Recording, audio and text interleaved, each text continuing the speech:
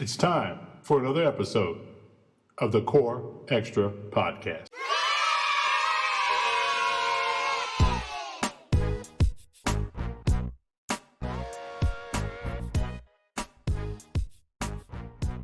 Welcome to another episode of the Core Extra Podcast. I'm Kurt. And I'm Steve. And this is our Back from Vegas show.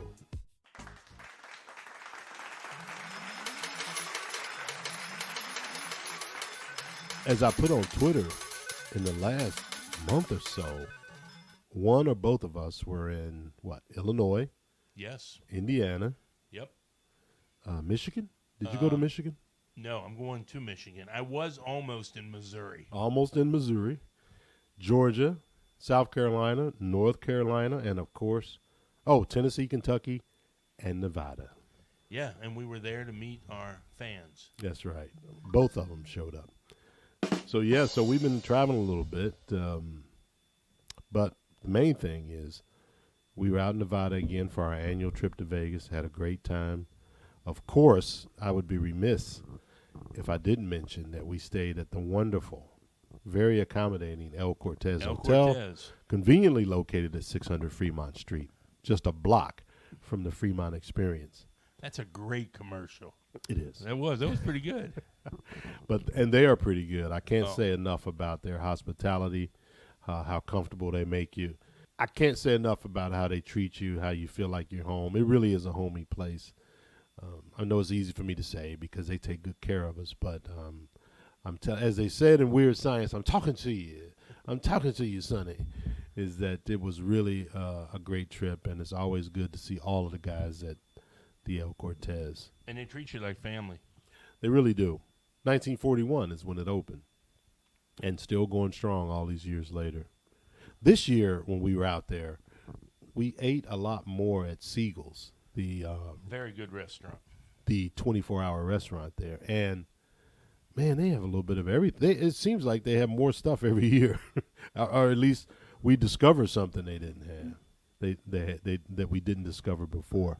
The greatest thing I like on their menu is the $14.95. You must ask for it prime rib. Because it's listed on the menu as $36. Right. But you have to ask for the $14.95. And it's good. Yeah, it's really good. We want to tell you a couple of stories about Vegas. It has to start with our flight. Oh, yes. Now, when we flew out to Vegas, we wanted to get there a day earlier than we usually do. So we couldn't take Delta, so we ended up taking a discount airline, which was fine. Yeah, it was a nice. So Steve, who is the official booking agent for the Core Extra Podcast. Absolutely. Steve booked us in the very front of the plane, the bulkhead, I guess they call it, the front row. Front row. Like Bob Uecker, we were in the front row. Now, there were some pros and cons about being in the front row. One, the pro being you get on the plane, your seat's right there. You know, you don't have to struggle and walk down the aisles and bumping people and all that. Now, a lot more leg room too. A lot more leg. It only costs $21. Yeah, that wasn't to bad. Sit. No.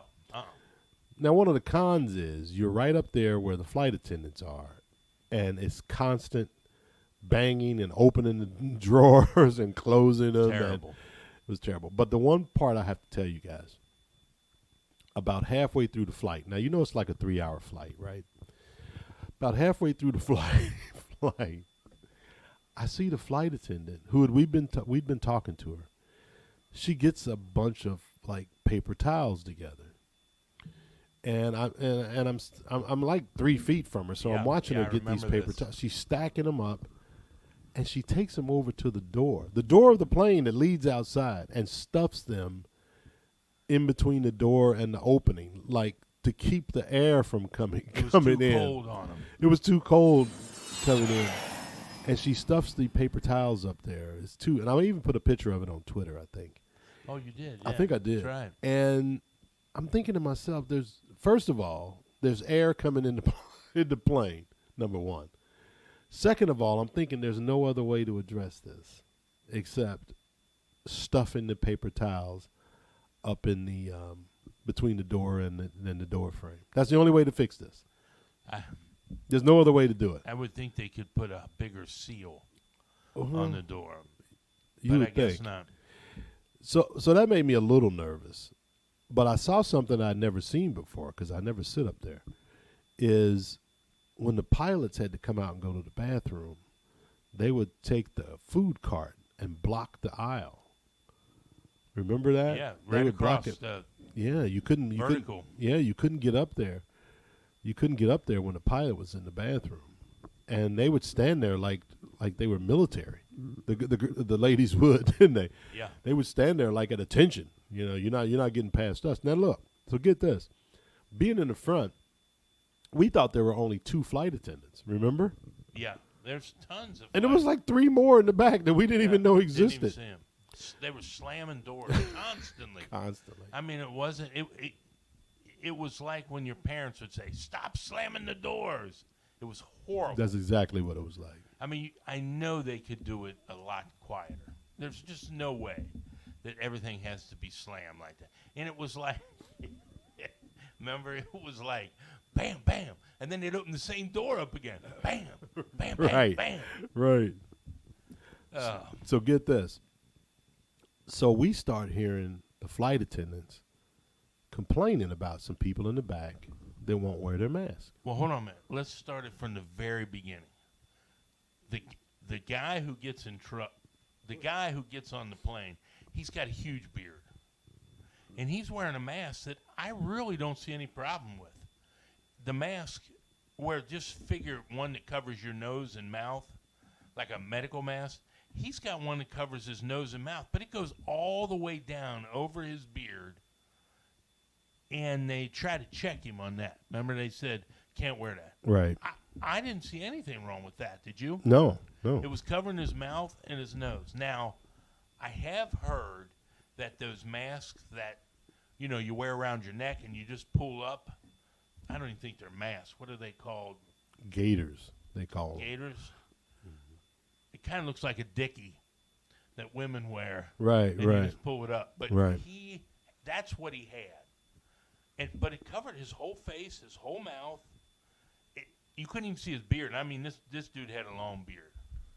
It was a little shorter than the ZZ Top beard, but it was long. Yeah. And that was the first problem with this guy. Right. And then you want to finish? Yeah. So they go in the back. I'll never forget. They were in somewhere between rows 17 and 25, somewhere around there. They were in the back, and we start hearing the flight attendants complaining about these guys that won't put their masks on. They're getting drunk. So we're not really paying too much attention to it. Because we're in the front row. Because we're in the front row. I mean, when you got these scofflaws in the back, So they keep talking about it. And then the one lady says, well, we're going to put them on the no-fly list. So she explains to me, when you go on the no-fly list, they just wait for you to get off the plane, and then they send you an email and say you're on the no-fly list. You can't fly back with us. And now what I couldn't get clear is that for all the airlines or just that airline? I don't really know the answer to I wasn't that. sure about that either. But she said it lasts for 5 years. And she actually came over, if you remember. Mm-hmm. Well, first of all, she came over like this. That's how it all sounds on the But what she plane. actually said was, this is the last time I'm going to tell you to put your masks on. If you don't put your mask on, we'll handle your business. Right. Exactly. Were her exact words. Right. And we were like, what does that mean? Yeah. And she was laughing about it. So we thought, she's just one of those trying to pass the time. Because when she gave the announcements for everything else, it was always giggles and right. Yeah, she was kind of a joker. Like they threw her on this plane, like, I got to fly on this plane. Right. So everything was like that. But if you remember, I think it was, they weren't, like you said, weren't wearing their masks. Right. That's how it started. I don't want to steal your thunder here. Not my thunder. You were there. But well, that's how it started. But the problem was, for the first time in 185 years, it rained in Vegas. Right. Right. And we couldn't land. Couldn't land. Because the planes couldn't take off. It was raining that hard in Vegas, if you could believe it. And Vegas was happy about that. Yeah. Oh, so we had to circle the airport. Well, when you need to smoke, you need to smoke. He had it all set for 3 hours and 37 minutes. Yep. But by circling, couldn't do it. So he pulls his vape out. Pulls out the vape. And starts vaping. And then they tell us that we can't move. Yeah. We have to sit still when the plane lands because they're going to come drag him off the plane. And the only thing that moved was, what would you say was on the plane? It was filled. The plane was filled. The plane was filled. So say 180 people? Yeah, I'd say. 180 cell phones came out. Oh, yeah. Boom, boom, boom, boom, boom. Everybody starts videoing. I got it. Yeah, but nothing really happened. I thought they were going to have to drag him kicking and screaming. Yeah, he went off pretty easy. Now, I have to tell you, we did not know this was the beard guy. No, we did not know it was the bearded guy. Until he comes up there. Yeah. So then, of course, people start flipping out because they have to wait another 6 minutes to get off the plane. Yeah. So now people are going crazy on the plane. And they're doing that thing, which is one of my pet peeves, and it didn't bother us on this one because, well, no, it did. We did have bags up there. Yeah. You know how you put your bag up in the overhead bin? Well, we're in row 1, but our bag is like in row 3. There is no bin in row 1. Yeah, so you have to reach back. Well, they're all doing this thing like they're going to just brush past you, and you're not going to be able to get your bag. So I had to set a pick, like I was Dennis Rodman or something. I had to stand up and set a pick and hand it. It was like the pick and go. Yeah, it was a pick and roll. So, and everybody's in a hurry now to get off the plane, because they're partying in Vegas, So we finally get off the plane and everything's fine, but I don't know what happened to these guys. But when we got off the plane, they were standing there interviewing the guy, the marshals were, because it was like 4 cops that got on the plane. And it didn't really seem like the marshals really wanted to take him off the plane. They weren't too excited about it. No, because they were like, well, I don't know if I should get on the plane. And the captain's like, well, I don't want to hold these people on the plane. It was like, should we let him off? Do we leave him on? I was like, don't they have a protocol to do this? But they did take, he did go off. He went off calm. He went off real calm. Well, after we told him we were with the Core Extra podcast, everybody just calmed down. Everybody just relax, calm down. So then we get to Vegas. Now, we fly out to Vegas on September 10th. So I have to tell you guys this story. So the next day, September 11th, we're in Vegas. We're running around, watching the college games and all of that. So I want some ice cream. So I'm getting to a point here. So we walk down the street. We go to this ice cream place. Standing in line, waiting to get ice cream. And there's this guy in front of me. And he says, we start talking. It's, it's September 11th. A lot of things are on television about the memorial, obviously. And he says to me, hey, man, do you remember where you were on September 11th? And I said, yeah. I said, I'm from Ohio. I was driving from Columbus to Cleveland. And I say to him, I say, hey, where were you at? And he started chuckling. He started laughing. He says, well, I was in prison. And I said, oh, you were? And he says, yeah, man. He said, I was in prison. And I go, well, how did you find out about it? And this is what he said. He said, that morning, I got up and I did my morning ritual. Before breakfast, I'd smoke a joint. I said, your morning ritual is to get up and smoke a joint? And he goes, yeah. He said, I'd have a joint every day before breakfast. And I said, now, wait a minute. You were in prison. Yeah. And he goes, oh, yeah. So I go, well, I have to ask you, how did they get these drugs in the prison? How you get them in? And he chuckled again, and he said, man, right here off the top of my head, I could give you about 30 different ways that we get it in. He said, but he said every morning I would have a joint before breakfast. He said, so while I'm smoking the joint, I see that the building is on fire. I walk to the mess hall, come back, and now it's full blown. He said it's full blown. Pentagon is on fire. He said the whole thing's going on. So then he tells me, I said, so did things change in the prison? He says, yeah. He said they took all of the people that they could identify as Muslims and separated them. And he said the other thing that happened was there was kind of a truce with all the race fighting in the prison. He said we were all one as opposed to being separated by race. And I said, how long did that last? He said, about 2 weeks. I said, yeah. He said, oh, yeah. He said, that lasted about 2 weeks. He said, after that, it was back to business as usual. Oh, yeah. You know, We all came together. for 2 weeks. He said, it's kind of hard to come together and you're looking across. That's that guy that tried to cut me last week. Yeah. Now we're buddies. He said, that didn't last too long. He said, but even after things went back, he said things were still different in the prison. And I said, well, could you still get your morning joint? He said, oh, yeah. He said, I can still get the morning joint. He said, but things were a little different in the prison. Even there, it was a little different. But and then after that, we got our ice cream and went on. But I thought to myself, only in Vegas would I hear a story like that. Yeah. And the reason we didn't send any of individuals, it's still kind of, the reason we didn't send any individual stories like we did a couple years ago, it's still a little scary with the COVID. A lot of people don't want to come up to you. Right. So, And there's a lot of people you don't want to come up to you. No. So, yeah, we had a great time in Vegas. Did you have we had a great time. I had a great time. Yeah. Best time. But we want to tell you guys some tips, though. Steve has a list in his hand right now. He has a list of tips, and we're going to give our tips away free, not like some people charge for them. But tell us, Steve, how to maneuver around Vegas. Well, first of all, you stay at the El Cortez. That's number one. That is number one. Anytime when you walk into a hotel and the bellman, and I don't even know if they call him that anymore, but says, hey, it's the guys from Cincinnati. How you guys been? You cannot get that at Wynn, the Bellagio, which I will tell that story also, anywhere like that. That's just not going to happen. So I have a couple tips here.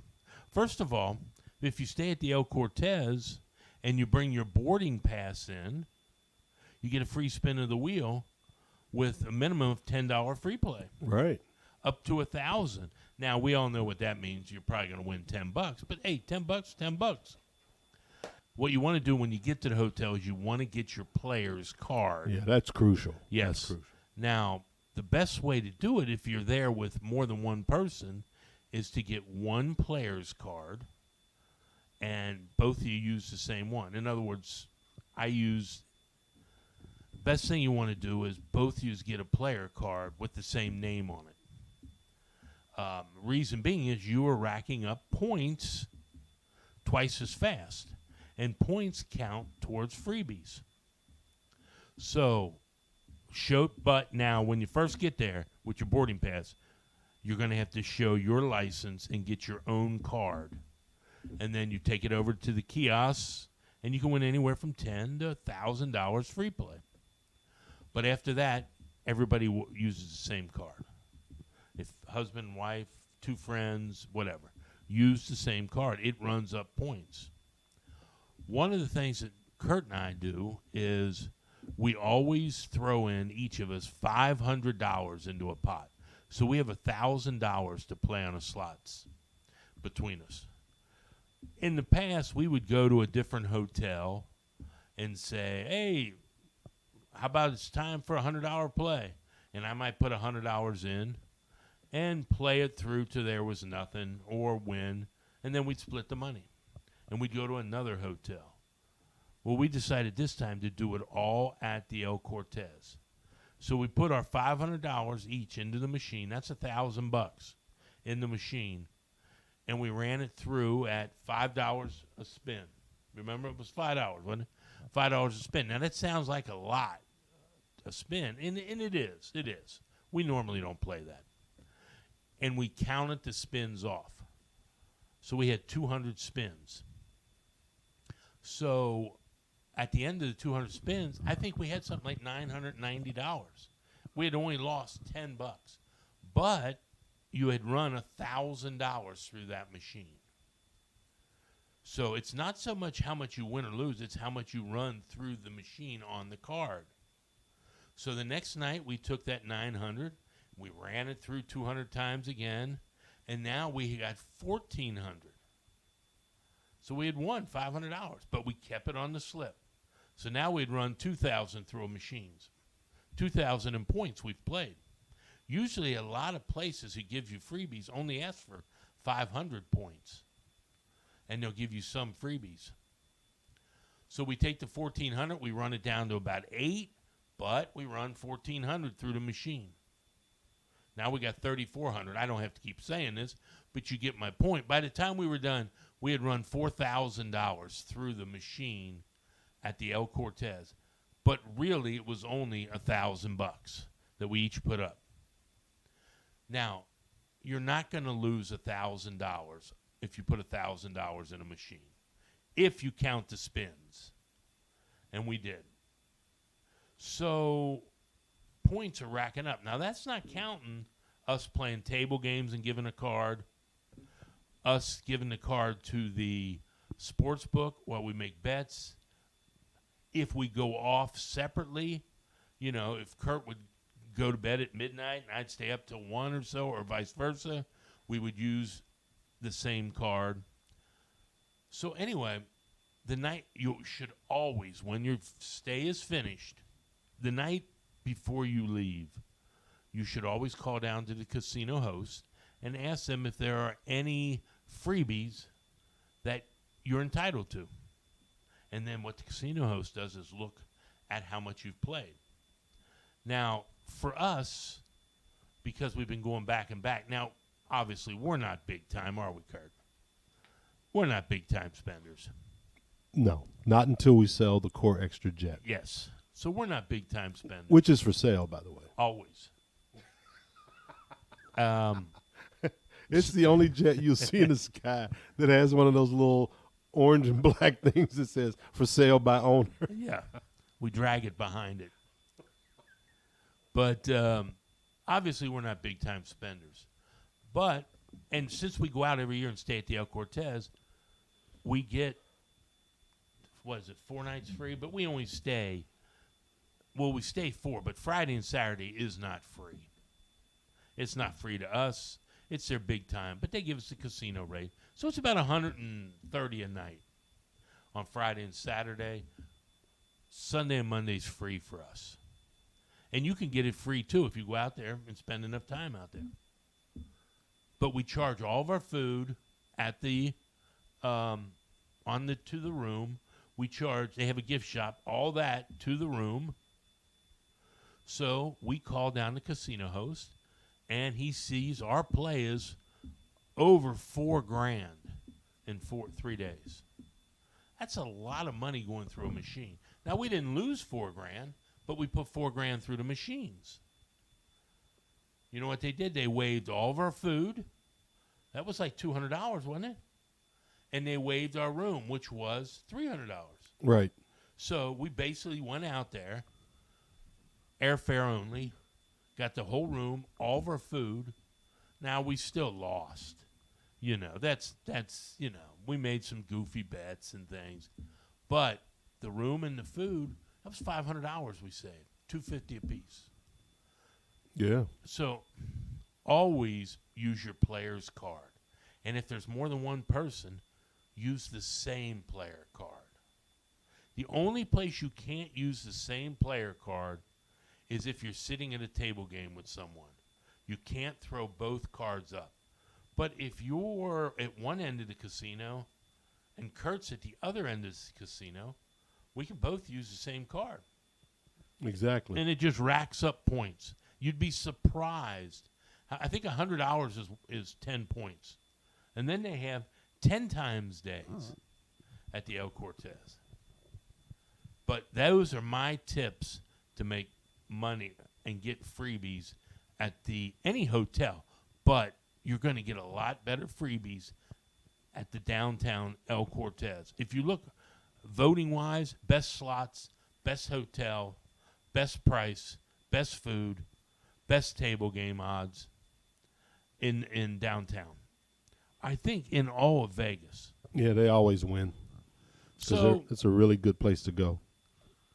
that is, I mean, we look forward to that every year. And here's another thing to tell you. the owner of the sits in the bar area. Yeah, I mean, you can literally the talk lounge. to the owner. Right. Imagine talking to Steve Wynn. Right. Can't happen. I know I've said this before. If you're going to go to Vegas, give El Cortez a try. And I do want to say, listen, we're not being compensated for this or anything. We're just telling the truth. As Steve and I have come to quote quite often, like they say in Weird Science, I'm talking to you. I'm talking to you, Sonny. I'm telling you the way it is because, listen, like two idiots, we decide to go up on the strip and go to a buffet. Now, we want to go to this, but before we went, Steve started looking up all of these different buffets, right? Because we're going to go to a nice one. We want to go to a nice. Now the El Cortez doesn't have a buffet. No, they do not. So and down the street from the El Cortez, the D got him, and the Circa and all of those places have buffets. But we said we want to find a nice one. So tell them what happened, how you came to get us. I think we didn't have reservations, but we went up to this buffet. No. So we go. I look up buffets, and we've been eating really nice food at the El Cortez, but we're bigger guys, and we kind of like to chow down on some of that stuff. So I look for, and I even put it in, most expensive buffet. I get the Bellagio. So here I am, I'm thinking, this is perfect. The Bellagio. And I start looking up some of the stuff on it, and it is out of this world. Now, it's a pretty penny. It's $56 to eat there. But you're in Vegas. What's the difference? What's the difference? So you're in Vegas. So we take the Uber up there, which costs probably $18. Yeah, about $18. $18. And then we take the Uber back when we're done, which costs about $18. So we're talking in the neighborhood of $160 for both of us to eat up there. Exactly. Yeah, somewhere. Well, let me do my math again. 18 and 18 is 3,600. 136 maybe to go up. 140. What's somewhere. the difference? With tip 150. Costing us 150 to go up. Now, we never leave downtown when we're there, ever. So we decide I look at the pictures. I mean, it's like, wow, this is it. First thing, when you get to the Bellagio, and I'm not bashing the Bellagio, it is beautiful. But the first thing is, when you get to the El Cortez, this is a funny story I'm going to tell you real quick. And this is right out of Kurt's mouth. We'll be downstairs playing, and Kurt will say, hey, I'm going to go up to the room. I'll see you in 5 minutes. He'll go up to the room. He'll be back in 5 minutes. At the Bellagio or those hotels on the Strip, if I was sitting down there and Kurt said, I'm going to go up to the room, I'd say, I'll see you in an hour. By the time you walked to the elevators, through the entire casino, to the elevator, upstairs, back down, and walk back to me, it would be 45 minutes. Easily. At our hotel, you can go up and down 5 minutes. That quick. So, find the Bellagio. And Bellagio, like I said, beautiful hotel. Beautiful. So, we're all excited. And we're going to eat a huge buffet. Now, I will give them the benefit of the doubt. It was brunch. Because I thought when I looked at pictures, I saw lobster tails and all kind of stuff. Right. So, it was brunch. So, we go in there and stand in line and get our food. Now, it's crowded, but there are 50 tables open. Oh, yeah. But I think it's due to you can't get anybody to work anymore. So, they limit the tables. So we get in there, we sit down, and first thing we do is we go up to the buffet. Now, I always like to walk a buffet just to see, scout it out. Because they might have some food he's never seen before. Yeah. So, let's face it. Well, you got to get your game plan. Yeah. You go up to a buffet and there's mashed potatoes. You pass it by. Well, you can't approach a buffet all willy-nilly. No. You got to have a game plan. Right. You got to go the whole length of the buffet because they Right. may throw something at you that you haven't seen before. Right. which we were expecting for $54. Right. So they did have an omelet bar. I've seen that before. Yes, which was nice. But being it was brunch, they didn't have much stuff, I didn't think. Did you? No. It wasn't worth $54 in any sense. So we each went up and got 3 plates. And I could tell by how much food we left on each plate. It wasn't going well. It wasn't going well. I mean, when you go in there and there's pancakes that there's probably 100 in a stack, you know they're cold. All food was cold. Yeah. Everything was just nasty. So it truly, and this is not a slam, it just truly wasn't good at all. no. You always have a saving grace at a buffet, which is the dessert area. There always are about 30 different types of desserts, which this one had. About Right. 30 different types of desserts. A whole bunch of cakes cut into little squares that were probably a half an inch high. And you would get chocolate cake, say, with blue icing, yellow icing, green icing, and red icing. And that was 4 different desserts. Right. Carrot cake, dry as could be. Very dry. That's what I tasted. They had puddings. Listen to my desserts. Puddings, cakes, carrot cakes. I mean, that's it. Right. So we were highly disappointed. So I went to the lady afterwards and I said, look, we drove all the way from downtown to the Bellagio, which is, I imagine the rooms are about $300-400 a night. Easily. So you would think the food would be outstanding. Terrible. The buffet was terrible. Right. We didn't like it at all. No, Now, that's just us speaking. And I think it was because it was the Bellagio. If you would have thrown that at, say...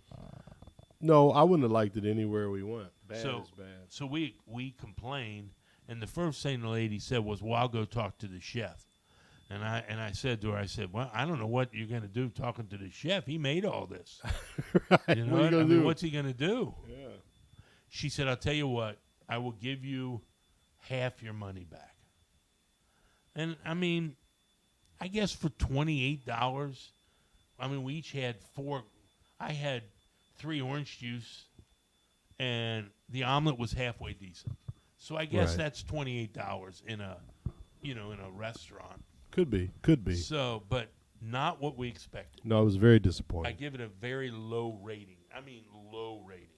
Now, if you want to go up there, go ahead. Yeah. Your opinion might be different than ours. Yeah, sure. But we didn't care for it at all. Sure. Always, though, go to Siegel's. Downtown, El Cortez. You must. The best food I ate. Didn't you think? Best Spam I ate. I was going to say, Steve. Oh, but look, you have to look on our Twitter page and find it. I'll put the picture on there. It's either that or Instagram. Check them both. That Steve had some scrambled eggs, right? Oh, yeah. And he yeah. asked them, could they put some cheese in the scrambled eggs? And they just put a square piece of cheese on top of the egg. It must not be asked for that much out there. It must not be. Yeah. I don't think they knew what I was asking for, which is possible. Which is possible. Maybe that's a Midwest thing. I don't know. But I will tell you this. Kurt did not have chicken fried steak. No, I didn't. I didn't Country do it. fried. Country fried steak. Let me add this. Kurt did not have country fried steak at all. Last year, he tried it at every restaurant Right. that we went to. But this year, we only hated Siegel's and White Castle. And White Castle. We ate White Castles one day. Right. And that's a funny story because we're in Cincinnati, and I can't tell you if this is the original place for the White Castle, but it's been here for 50 years. Yeah, yeah. it's Ever been since there I was a forever. kid, White Castle been here. Oh yeah. So, well, I can tell you it's been here since 1921. Right. 'Cause Well, this that's when is it started. Yeah, this is the 100th year anniversary, and they're Yeah. giving out some kind of White Castle. But we go into White Castle here, and I went up and ordered, And she tried to explain to me what a White Castle was. Exactly. And I'm like, I get it. Exactly. Don't worry about it. But overall, we had a great Oh, time in yes. Vegas, like we always do. We can't wait to go back again next year. We might have to adjust some dates next year, but that's all right. But we had a great time there. Can't wait to go back. And we'll tell you guys about our other travels in upcoming episodes. But we wanted to get the Vegas stories out there and Yes. tell you about them. We have a few other stories about Vegas, but we'll share those as coming up. But Steve, you know what it's time for now. Oh, yeah. It's time for our feature, our sports feature, all sports feature, the pre-snap read. So as we tape this, it's Monday, September the 27th. You sure it's not August? It could be August because I just said that, but I cut it out. So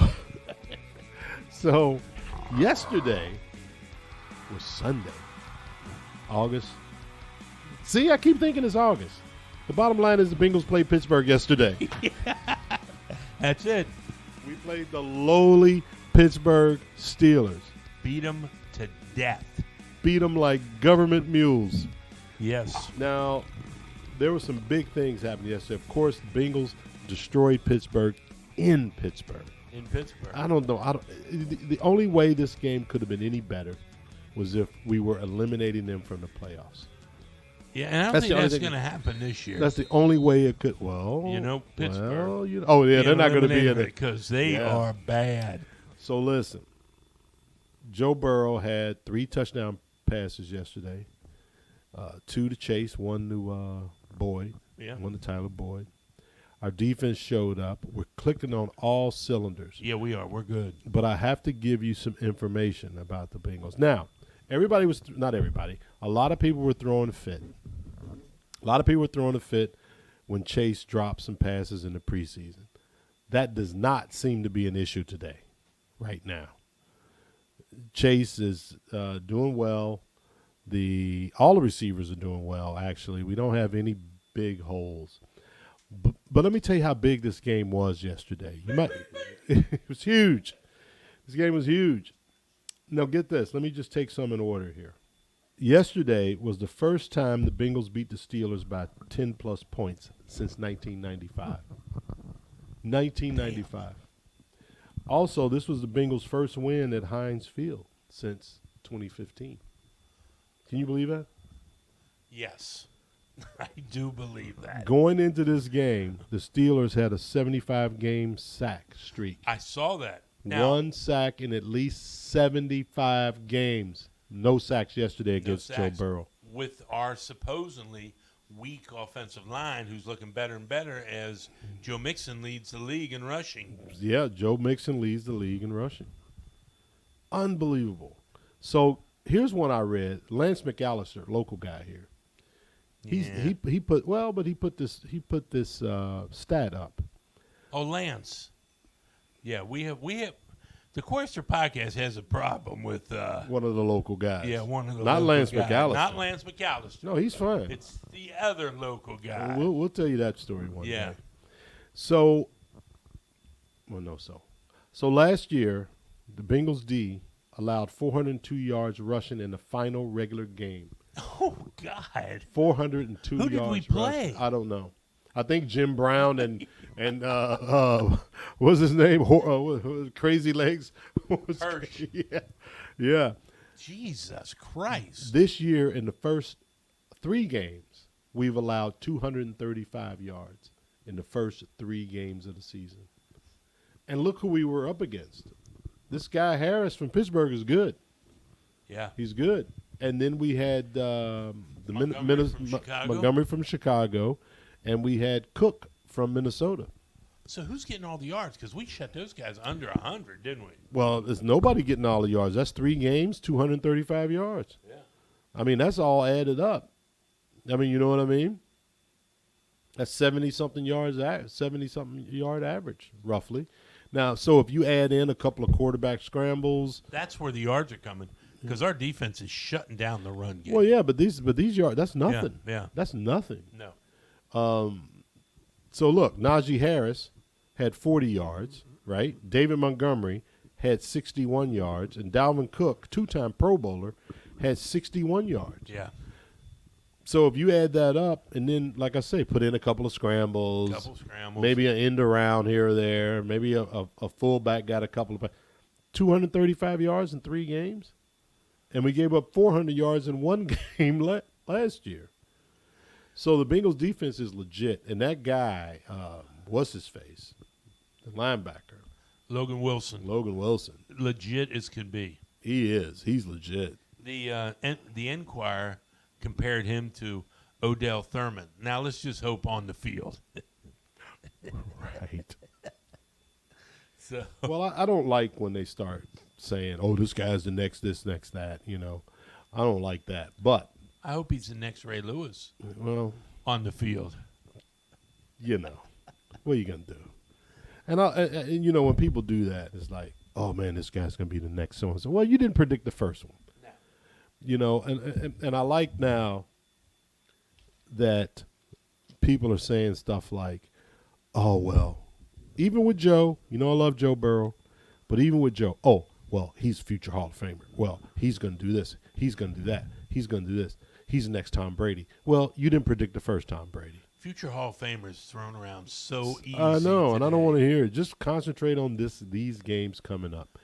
But this was for long-time Bengal fans, like you, me, a lot of the people on Twitter who are diehard fans, and our main man, LP from Cincy Fan Talking Podcast. You know, we've suffered under Pittsburgh's thumb forever. And yesterday wasn't just we squeaked out a win. No, they were beat. You know, they were beaten. Physically beat them up. Yeah, they were. Now, people are going to say, well, Big Ben's getting old. Well, you know what? He decided to play. Yeah. That's all. When I hear that kind of stuff, I go, you know what? Then don't play. Like Michael Jordan said in The Last Dance, if you don't want to win, don't play. Just don't play. I mean, they got some pretty they had a couple guys out to stop the thing, but I mean, I'm sure that those 2 guys haven't made every single sack on the team ever. The Bengals' offensive line is looking better and better. I mean, what are you going to say? I mean, what are you he didn't get touched yesterday. You don't get touched. Yeah, there you go. You're all over it. Yeah, they didn't get touched. We did pretty good. So I'm looking at Twitter this morning, right? Looking at the Twitter, as they say. Well, let me ask you this: you think Zach Taylor's job is on the line this year? No. I disagreed wholeheartedly when Zach Taylor went for that 4th down and so and so a couple weeks last week. Yeah, against Minnesota. Yeah, I didn't like that. But the thing is, in sports now, you have to win right now. Everything has to be done right now. You can't make one mistake, and I'm going to bring it back up. When Chase dropped those balls in a meaningless preseason game, which I said here, we both did, in a meaningless preseason game, people were all ready to jump off the Chase bandwagon. No, I was worried. I was worried. Especially when he said the ball was too big. And I'm like, oh, God, please. But I wasn't remotely worried. I even said it here. Wasn't remotely worried about it because preseason doesn't matter. And that's a topic for another day. But preseason doesn't matter. This proves it. Our quarterback didn't play 3 snaps in preseason. But now somehow he's able to complete passes like he's been doing since he was 9. So preseason doesn't matter. He's Joe Burrow's a stud. He really is. He's him and that kid for San Diego. They're the future of the NFL. I don't think these 4 that just got drafted are that good. Yeah, but here we go again. You fallen into that trap. You just said that about Brady. Yeah, what? When Bledsoe got hurt, I was one of the ones that said, "Uh-oh. Well, New England's season is over. Who is this guy?" I remember I called my sister on the telephone. On the telephone? I called my sister, and I'm like, that's it. New England's done. Look at this dude. Yeah. And here's number 12. with his helmet looked like it was too big for him. And we looked him up at the time, and he had taken in the 6th round. We were like, well, that's the end of the Patriots. So it's not like you can't tell. You can't tell. Only thing that you can tell is wins and losses. That's all you can tell. Well, to get back to the Bengals, we're in first place. It's hard to remember when we were in first place. Right.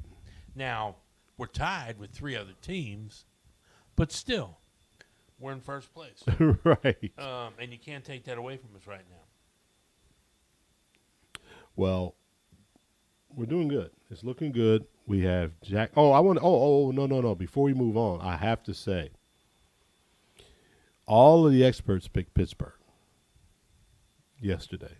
The so-called experts, air quotes expert. Here's the scores they predicted. Now, this was just on ESPN.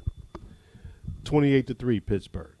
42-9 Pittsburgh. 31-10 Pittsburgh. Booger McFarland picked Pittsburgh, quote, by a lot. He didn't even give numbers. He just said by a lot. A lot. Pittsburgh's going to win. These are the guys that's getting paid, the people that's getting paid to do this. That's why I say the best job in sports is expert. Yeah. And then some of the other experts just said the Bengals. Pittsburgh, flat out. Flat out. Joe Mixon yesterday had 90 yards, 5 yards of carry. We're clicking on all cylinders. They showed up for this game. Yeah, they did. They showed up. We had 35 fewer offensive plays yesterday and won by 14 points. I know. They dominated time of possession, and which is good. We made them run those long drives for field goals. Well, yesterday, Bengals defense gave up 1 touchdown. Right. The week before, Bengals defense gave up 1 touchdown. Right. The week before that, it was 27-24. Mm-hmm. I think they gave up 2 touchdowns. Mm-hmm. One of them was because we gave the ball to them on the 30-yard line. Right. So, Bengals defense playing good. Doing good. Now, next up is the mighty Jacksonville Jaguars. Now, I say that facetiously, obviously. I don't think they've won a game, have they? I don't think they have. But they do have. They gave the Cardinals a good game. They gave the Cardinals a good game. The Cardinals a good game. Phoenix. And who's that quarterback? What's his name? I try to forget Trevor Lawrence. Trevor Lawrence, who I'm glad we don't have him. Trevor Lawrence's head is bigger than ours, and that is saying a lot, isn't it? Have you seen his head? His head is humongous. Yeah, it is. He puts Peyton Manning to shame. Yeah, and that's hard to do. But, I am not, by any stretch of the imagination, an Urban Meyer fan at all. Not even a little bit. And I know there's some Urban Meyer fans here in Ohio that are rooting for Urban Meyer. They're rooting for Urban Meyer. I don't like him as a coach. Can't stand him. I hope they go 0-17 or however many games they play now. So I can't wait to get them here on Thursday night. Now, this is going to be a big game because the Bengals are going to – big game because the Bengals are going to reveal the Ring of Honor that night. Finally. It's Thursday night. It's prime time. Coming off – it's going to be a short week, but coming off of a major victory. I just hope they don't get let down mentally, but I don't think that's going to be an issue. No. I'm going to tell you why it won't be an issue. There's too much pride on the defense to let it down. And when your defense is playing good, you're in every single game. Every game. No matter what the score. I remember, now I'm not comparing our defense to the Ravens when they won the Super Bowl, but I remember the Ravens went 5 straight games without scoring a touchdown and won with their defense. Right.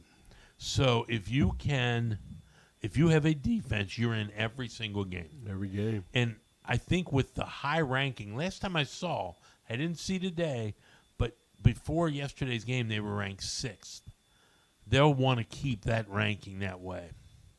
And I'm sure they're going to have some sets for Trevor Lawrence that he hasn't seen.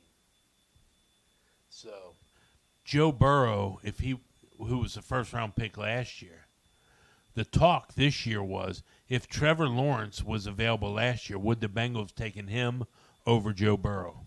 Well, that's going to motivate Joe right now. You know how he is. Yeah, he is ice water. He really is. He really is. I mean, he is. You look, that kid from San Diego is good. I mean, I'm sorry, from the Los Angeles Chargers is really good. That's Herbert, right? Yeah. Justin Herbert. Herbert is really good. And I don't know if Burrows is as good as him from what we've seen in, the early going. This kid he looks like Roethlisberger at 22. I mean, he's huge. But that's like saying, do you think Brady is better than Rodgers? And if you say yes, would you take Rodgers? Yeah. So Herbert, okay, let's just say he ends up better than Burrow. But Burrow is second best. Okay. I got that. Well, that better thing is so deceptive Yes. because when you look at Peyton Manning, for me, playing that position of quarterback, for me, I think he was the perfect quarterback.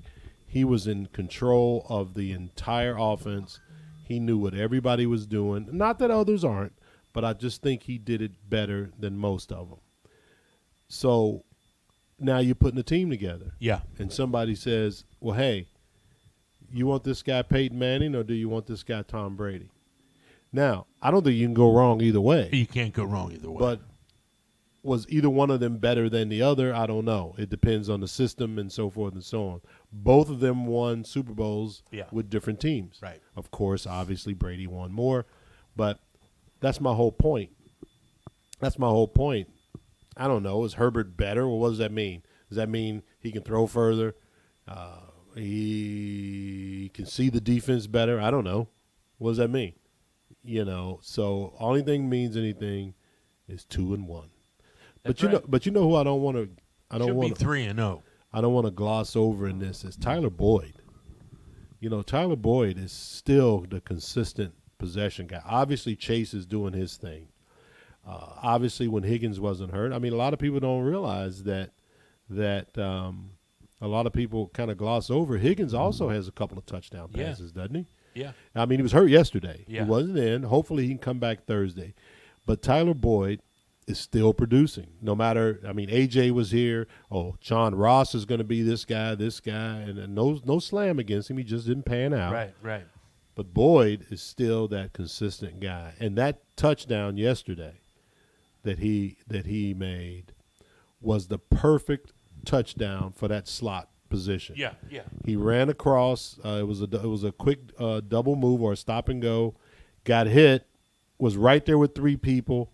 Spun off and was about 10 yards. Yeah. And dived into the end zone. That's perfect for that position because it's kind of like Edelman and those guys up in New England. They're not expected to outrun everybody on the fly.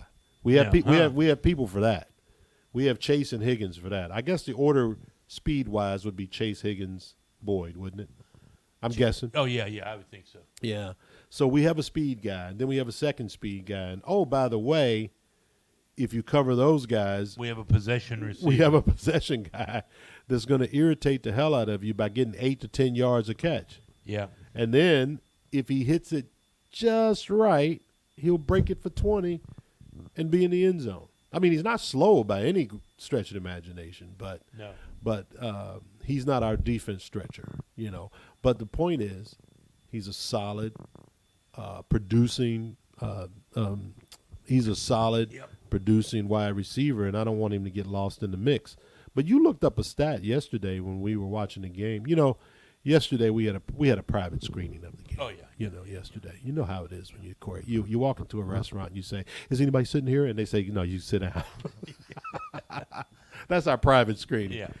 But you looked it up that Boyd, Higgins, up until yesterday, and Chase all have about the same amount of targets. Well, we were worried watching the game that Burrow was picking out Chase too much. Remember, we were like, "Oh, you better start throwing." Well, after I looked it up, he's thrown, and I'm going to be off on these because I don't have them right in front of me. But it was like 18 targets to Boyd, 16 to Higgins, 15 to Chase. So he is spreading it all over the field to the 3 guys. And then the next guy's got like 7, which is the way we want it. We don't want every ball thrown to CJ Uzama. Oh, God darn it. Yeah, I know you're talking about Ozama, yeah. No, I think that's perfect, and they're clicking. But the big one of the big surprises yesterday, not surprised at you're high on this guy, is Logan Wilson. I'm high on him, yeah. I really like this guy. Joe Burrow said in his press conference, he said he's one of the best young linebackers in the NFL. And he said he can read a quarterback's eyes better than anybody he's ever seen. And that's why, if you notice, he's in the spots. I mean, Roethlisberger threw it like he was the receiver. Right. And in the game before that, remember, he dropped back against the Bears. Mm-hmm. Now we're talking about the rookie quarterback. But still. But he was like right there, and he threw it right to him. And everybody kept saying, well, maybe Ben didn't see him, or maybe Evans didn't. Is it Evans? What's the guy for Chicago? Fields. Fields didn't see him, but could be that he's just that. He's just that good. He's got that, good. Well, Thursday's going to be big. Yes. I don't think we're going to have – I'm hoping we don't have a problem with Jacksonville. I'm hoping. But the only problem is it's either going to go one or two ways. They're going to be excited about being on national TV. We're going to show you who we are. Or maybe that'll get to them. I don't think it'll get to him. It got to Dalton. Burrow's been in big games. Okay, not NFL games, but this was a big game last week. He's been in some big college games. So is Chase. So is Boyd. So is Mixon. So I don't think we're going to have any kind of letdown because we're on Thursday night football. You know what I mean? Before, we used to panic. Yeah, yeah. Dalton, his bad record on national games. Yeah. But it's not just Dalton. No. Whole team. We weren't prepared. Now, last week, Burrow had a bad game. Yeah. So let's just figure every 5 or 6 games, any quarterback will have a bad game. Yeah. Well, he's got this one out of his system. You know what I mean? Yeah, it's out of his system. We're ready to go. I'm glad he didn't have yet. I'm glad he didn't have this bad game on Thursday night because people would say, "Oh, the Bengals can't play." Yeah. You know. So, Steve, we've covered Vegas. Yeah. We've covered our beloved Bengals. Yes. So we have another appointment. We don't even have time to say what we learned, but we know what we learned today. Yes. We kind of know what we learned. Vegas is fun. Bengals are good. Vegas is fun. Bengals are good. El Cortez, great. El Cortez is great. Bellagio, you might want to pick another restaurant. Yeah. You might want to pick another buffet. That's kind of what we learned today. Yeah. So we have to get out of here. We have some more people to go talk to about some upcoming episodes. I have some 5K reviews on the shelf, ready to roll. Don't have time to do them today. We'll get to those. But as usual, we want to thank everybody for listening. We're back on. We'll have some travel stories for you on the next few episodes. We have some fun stuff that happened. Yep. And please log on, subscribe, download, follow us on social media. We're all over. And starting to ramp up the TikTok. I'm learning how to use the TikTok. I'm not real good at it. We'll get there. We'll get there. Check us out on social media, anywhere you podcast. And with that, I'm going to say I'm Kurt. And I'm Steve. All right, guys, have a great day. Who day?